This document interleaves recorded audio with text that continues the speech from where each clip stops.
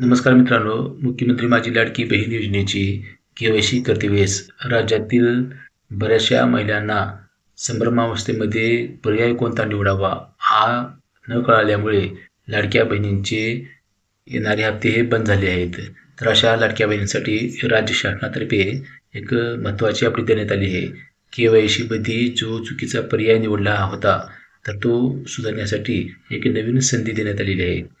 तर या व्हिडिओच्या माध्यमातून आपण सविस्तर माहिती पाहणार आहोत. तत्पूर्वी चॅनलवर जर नवीन असेल तर चॅनलला जरूर सबस्क्राईब करा आणि बेल नोटिफिकेशन ऑल करा. अशीच माहिती पूर्ण व्हिडिओ तुम्हाला मिळत जातील. चला तर मग व्हिडिओला सुरुवात करूया.